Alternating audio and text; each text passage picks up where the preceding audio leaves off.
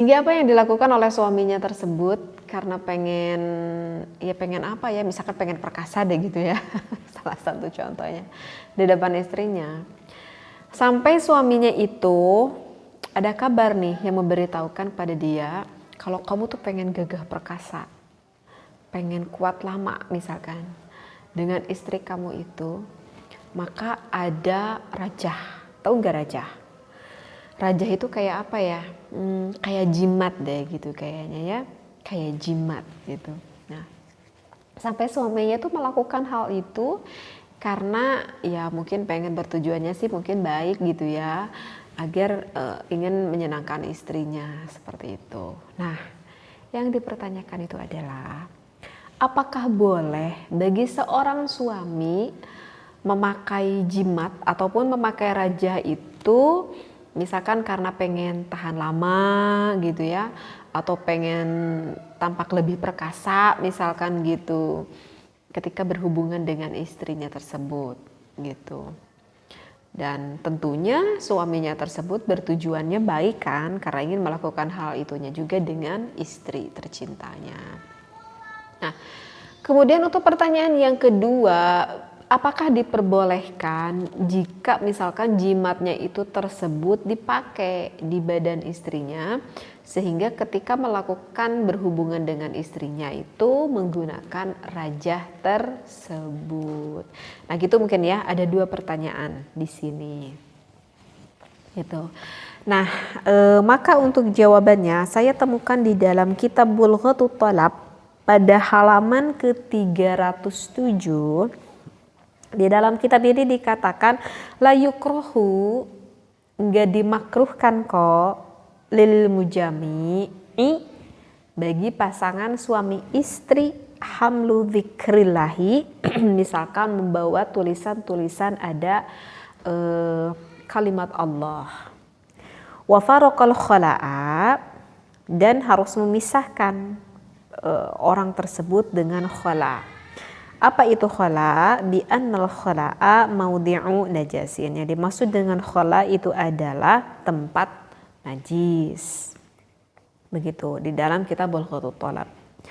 Kemudian ada referensi lagi di dalam kitab yang lain, saya temui di dalam kitab Iqna karangan Syekh Syarbini, ditemukan pada juz ke-1 pada Shahifah 548. Amma ma kutiba li ghairi darasati, adapun perkara yang ditulis misalkan untuk bertujuan darosah, ya darosah itu ngaderes muncak orang Sunda mah, ya untuk menuntut ilmu lah, untuk taklim lah, untuk belajar gitu ya. Katamimati, seperti lembaran-lembaran, wahia, dan tamimah itu adalah waraqatun yuktabu fiha, lembaran-lembaran yang ditulis di atas tamimah tersebut. Apa syai'un, satu perkara, minal Qur'ani, dari Al-Quran. Wa tu'allaku, kemudian digantungkan, alar roksi, ke atas kepalanya, masalan litabaruki, misalkan bertujuan untuk tabaruknya jadi untuk mengalap berkah. Wasyabu, bahkan ditulis nih di pakaian, allati yuktabu alaiha, gitu ya, sehingga ditulis gitu ya ayat-ayat Al-Quran tersebut di pakaian. Waddarohimu, bahkan ada yang ditulis di atas dirham, jadi di atas uang. Maka di sini dikatakan fala yahrumu, maka nggak diharamkan kok, nggak apa-apa, masuha wala hamluha, misalkan mau memegangnya ataupun mau mengambilnya.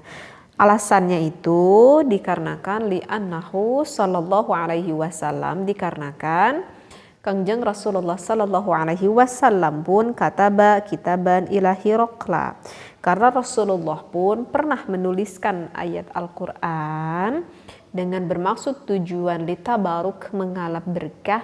Hiraqla itu kalau saya lihat di kamus itu, Hiraqla itu ayakan. Ayakan teh itu bahasa Sunda sih ya. Saya nggak tahu bahasa Indonesianya ayakan itu apa ya. Jadi ayakan itu semacam semodel anyaman lah gitu.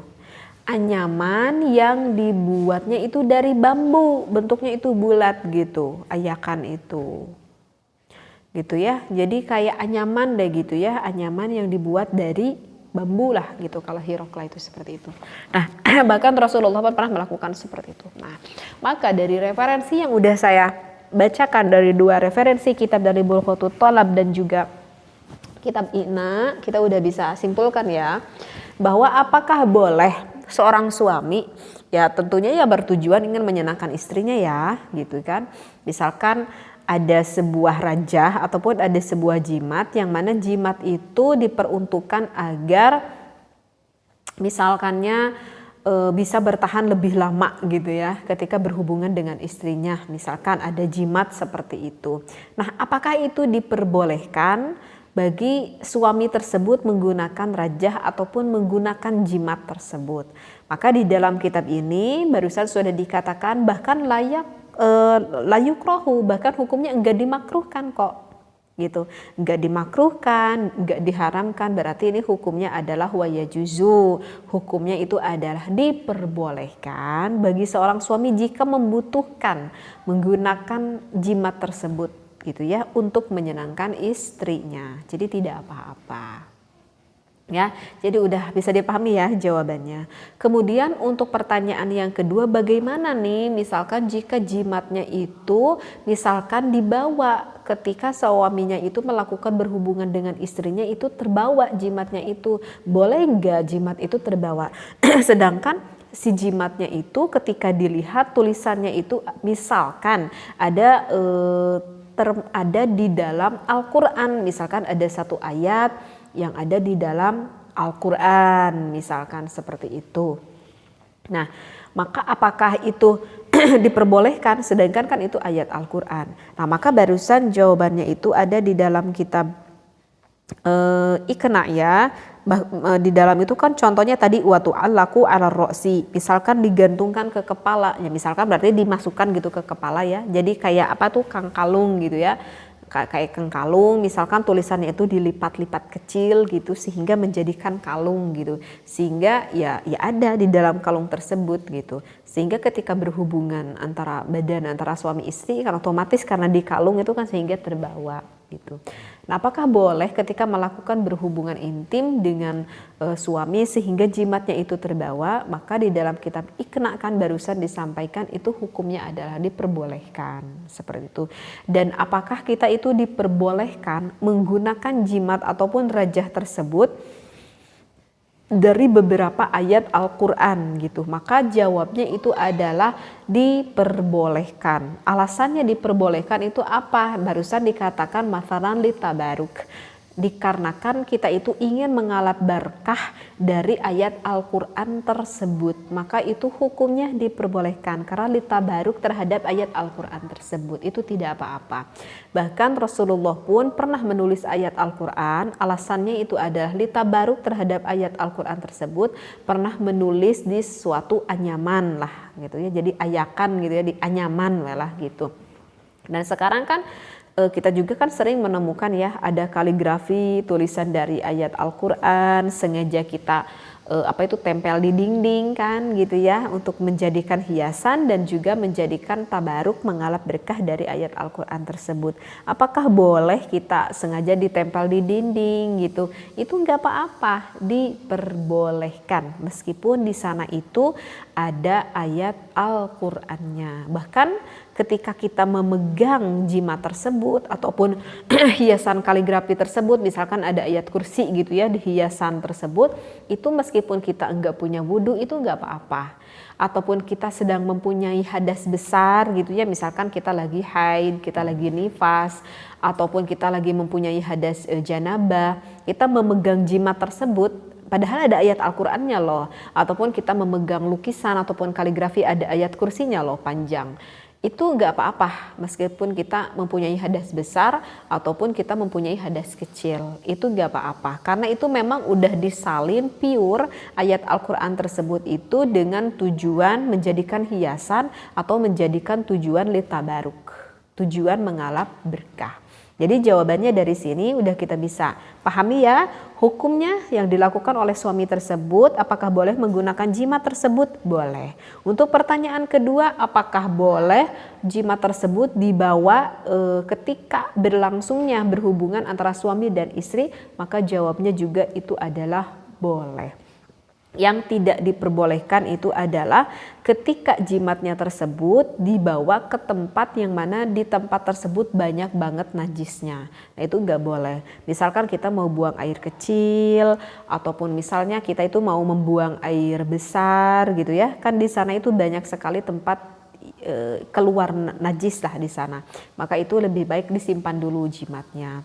Ataupun yang kedua, nggak boleh membuat jimat tersebut dari perkara yang najis. Misalkan tulisannya itu sengaja dibuat dari misalkan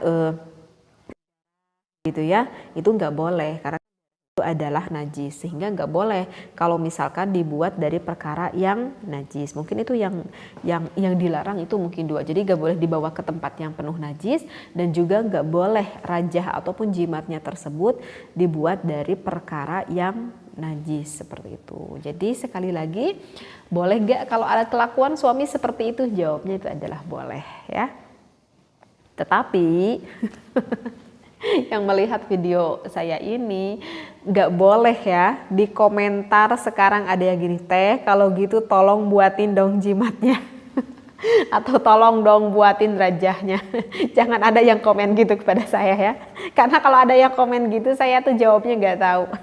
Bener, saya nggak tahu tentang perajahan, saya nggak tahu tentang perjimatan, karena memang waktu dulu saya di pesantrennya juga saya tuh belum pernah membuka kitab tentang ilmu hikmah. Ilmu saya tuh nggak sampai ke sana. Jadi ya saya hanya menyampaikan saja ini ilmunya, dan jangan sampai ada yang bertanya, teh tolong dong buatin nih rejah ataupun jimatnya. Saya nggak tahu ya.